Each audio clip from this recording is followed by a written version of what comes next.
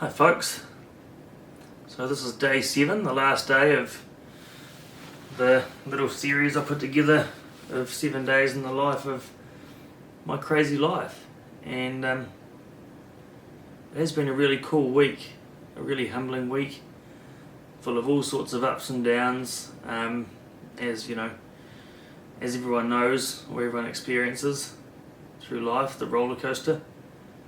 I've always said it's impossible to keep, high and keep happy, and really to be attached to happiness being the goal is just, setting yourself up for disappointment, because we're human beings and we're not always happy. So this week's been a mixture of, happy, there's been sadness, there's been disappointment, there's been joy, there's been all sorts of feelings, and just allowing myself to go through each of them, as they arise. When I was talking about upset, some of you might have been wondering, well, what do I mean by upset? And upset shows its way in many different forms. It's not always sadness, and it's not always anger. Sometimes it's quiet resentment. Sometimes it's all underneath the covers.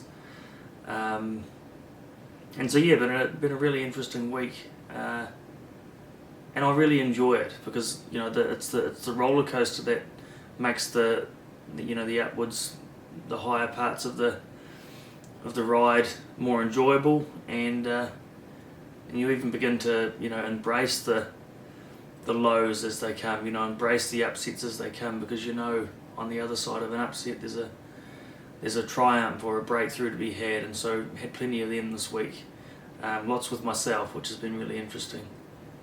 I was just actually out in the garden, in Ruby's garden there earlier, and I actually did a short little clip talking about it with the camera, but I was looking at all the seeds coming up in her garden, ones that I'd planted, about 30 odd species of cover crop seed mix that I had sitting around from my grandmother's garden that we planted out last season. And Ruby's garden was sitting there doing not much, so I thought, well, let's chuck some seed in, and that's all after a bit of rain last night. They've had 10 mils of rain here. It's all coming away beautifully. It's been on the ground about a week, just broadcasted on and scratched in with the rake, and it's fascinating to watch all the different species come up, all the different speeds in which they come up and emerge, and watching the real battlers that didn't get much. They got hammered by the birds, and some of them were pulled out, and they're still just trying to get their little roots established. And it's just fascinating to watch them all do their thing. And what was there for me was how this attachment to uniformity leaves us so susceptible. What I love about plant diversity is all these plants doing their own thing, contributing their own unique contribution to the ecosystem, surrounded by lots of different other species doing their own unique thing.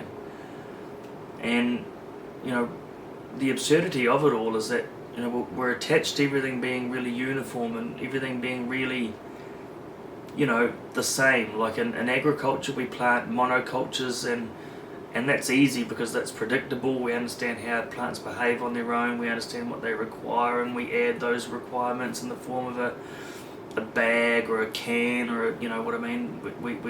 We get to give those crops exactly what we think they need. And even human beings, the way in which the medical industry treats human beings like we are all the same, and all the statistics talk about all these percentages, and it's all across the board, that nothing takes in the sheer diversity of us as human beings, and how some of us are more susceptible to things than others. Some of us can handle certain things that other people can't, and society's not caught up with that complexity. And that's what I love about regenerative agriculture, is we're starting to embrace the complexity of these wider ecosystems. And I feel like it's something that lots of industries could take on board, embracing diversity and complexity, because to keep things all the same, it's that old saying, to the thinking that got us to where we are and caused the problems that came along with the thinking that got us to where we are, is not the same thinking required to solve the problems that got us to where we are today, or that came with getting to where we are today. So, doing what we've always done, we're going to get what we've always got, and that's why I think we need a really big shift in our consciousness and our paradigms around embracing chaos, embracing complexity, and embracing diversity. Because nature's always done it that way. Nature's always been massively diverse. When you look at the education system, it's, everyone's all the same, everyone's benchmarked on the same curriculum and the same criteria, and it's a bit like, I quite often use a slide when I'm doing presentations around, looking at, there's a line of different animals, and there's even a fish in a bowl, and there's a man sitting behind a desk, and he says, right, in order for this test to be fair, we're going to judge everyone on their ability to climb that tree. And there's an elephant there, there's a whale, there's a fish and there's a monkey. The monkey's, looking happy as, because he's obviously going to win that one. But it's like, why is it that we've become so attached to everything being the same, and going for that same already laid out path that, we all often lay out in front of us, and focus our lives on chasing? It's no wonder we get, when we treat our lives as simplistic, we get all these I don't know what you call it, these anomalies, or these effects, which, because nature doesn't do simple, although she does. Nature doesn't do uniform. Nature doesn't do non-complex. And there's a distinction there between complexity and complicated. Complicated is something quite often simple, but just made complicated. Made confusing and full of jargon and all of these irrelevant points and factors and figures. Whereas complex is like a massive self-perpetuating flywheel of all of these different viewpoints, different contributions, different factors, a lot of them within themselves multifactorial, and it's like I say, it's self-perpetuating. It keeps things in balance, whereas the more we simplify things and try and fight against that complexity, the more absurd side effects we get. Like in the more that we try to control nature with regards to, say, pests on crops, these, all of a sudden we get these pesticide resistant insects coming in because we've tried to abrupt the system. And it's a bit like children at school that get told that they don't fit in and don't meet the criteria. Well, they go off and rebel and become mischievous. Like, I can relate to that. That was me down to a T. And so how do we create a world that embraces diversity, where everyone can contribute their own unique strengths and characteristics and viewpoints? And it goes across the board, education. That's why I talk about doing this thing with children, because giving everyone a voice, everyone a ability or an opportunity to contribute. But also, it goes out into, obviously, agriculture. I'm committed to that, having people in the industry embrace diversity and embrace letting go of, controlled, monocultured, sterile environments, letting go of all of that and having a crack at these, really complex biological, ecosystems. And again, and just society as people, as human beings out there engaging with one another, not being scared to be a little bit different. All too often we love the agreement because it's comfortable. The agreement of, the way things should be. And even in politics, there's generally only two views. There's the odd, we call them left wing, people that have a different viewpoint, and there's a lot of judgment on those people. But I think, to sort of sum it up, right now, I've used this analogy before. It's like we're all on a train that's heading for a cliff, and we're all deciding what side we're going to sit on. That's the case in a lot of politics. It's the case in in our social circles is everything's all, you're either in a group of agreement, disagreeing about others, which does take something from a human being. It's not easy to be resentful and bitter about the way other people operate, but it's so, meanwhile the train's heading for the cliff. We're all bitching and moaning about who's right and who's wrong, and I get, it's not often I get frustrated, but I do find myself getting frustrated at people not allowing other people's views, other people's opinions. It's like, yeah, what if we all just accepted each other for the crazy people we are, or the wonderful and amazing, beautiful people that each of us are, and just said, to each other that well, firstly, that you are enough, yourself. I am enough. I'm okay just the way I am, and then looking around at others, like just accepting them for exactly the way they are, then maybe they might contribute, they might have something to say. Most people have a lot to say and a lot to contribute, but they're just holding on to it because they're scared of being slammed, scared of being disagreed upon, scared of being pointed at like the weirdo. I've gotten used to that, and I embrace it. I enjoy being different. But most, I don't hold back from what I have to say, but a lot of people just don't have the courage to stand up against that no agreement and say whatever there is to say.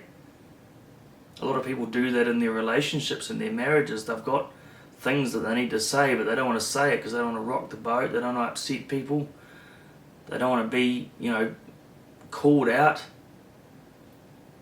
It's like, what are you holding back? What is it that you've got to contribute that isn't being expressed?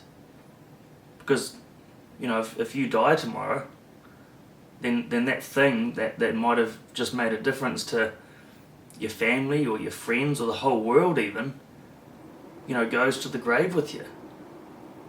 So it's like, how do we create a world where everyone feels like they're able to contribute, like they're able to say whatever's on their mind? Imagine that. Like, what would that world look like if we all just looked at each other in awe and wonder, just like, wow, you are an amazing human being. What have you got to say about life right now? What's working for you? What's not working for you? What do you think about the situation? And just listening, not for what's right or wrong, but for just like possibilities. Being open to brand new possibilities. That's what diversity is all about. Uniformity, we don't get those sorts of ideas. So I'm thinking about what I'd like to do. What I'm going to do is start a podcast up where I talk to people out there doing stuff in the world and get them heard, and maybe inspire others to, do the things that they've been holding back, do the things that they've been, putting off, waiting till, the time is right or you're ready. It's like, come on, you're never ready. It's like having kids. You're never ready to have kids. You just have kids and work it out. Whatever that dream is that you've got, stop procrastinating. And so I'm looking for people to jump on my podcast. I don't know what it's going to be called, but it's going to involve people out there doing stuff with their time.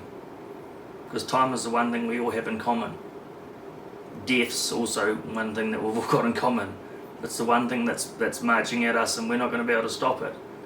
It's about doing what, the most with the time you do have. It's so precious. That time, like for instance, I don't watch television anymore. Although I sat down with Ruby and watched a couple of part episodes of this Blacklist show, which was actually quite compelling. A really charismatic dude called Raymond Reddington on there. I actually quite like him. But other than that, it's like the time we spent just numbing ourselves to drama and despair, we get hooked on it.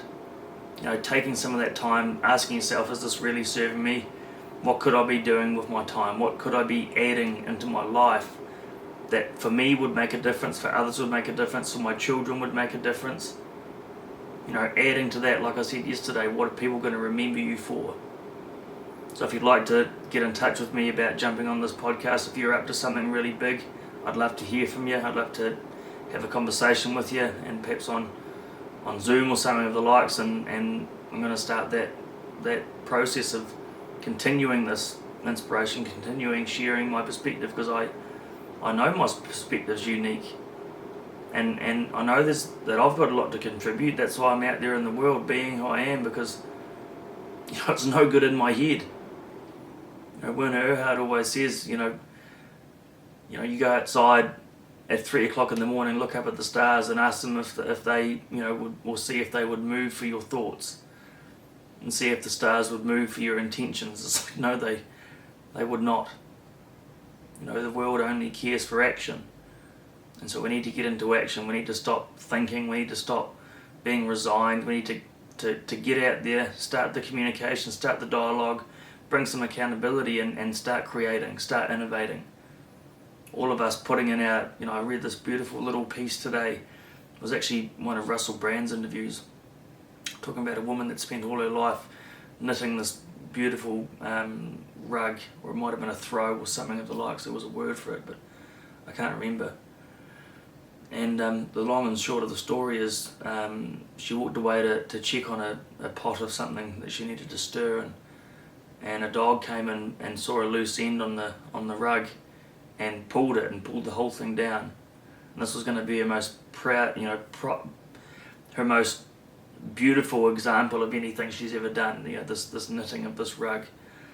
And the lady comes back and sees her rug all in threads and dismantled, and all she does is she just pauses and she sits down, sees the obvious chaos. There's no frustration, and she picks up the end, one of the loose ends, and starts threading it back together and creates something even more beautiful than the original one. So right now things are just a bit chaotic out there and things seem to be falling apart, but we can all get caught up on the drama of it all and the chaos of it all. Or we could just all pick up a piece, pick up a thread and start knitting. Start creating something more amazing than what we've ever seen before. Something more beyond this world, beyond this current petty existence that, not being dramatic here, but you've got to be honest, the world's just not working. We've got to create something here, something brand new. And I want to hear what you've got to contribute. So thanks for joining me on these last 7 days. It's been a real, honour, and it's been a real privilege for me to be able to spend time with you and for you to take time to listen to what I have to say, and also hear a lot of really cool feedback that I've been getting from people who have got something from what I've had to say. So it definitely keeps me going. So I just want to thank you for your time, and again, please, don't hold back anymore. Get out there. The world really needs to hear what you have to say, what you have to contribute. And I tell you what, it feels pretty good getting it out there and getting it off your chest. So, thank you.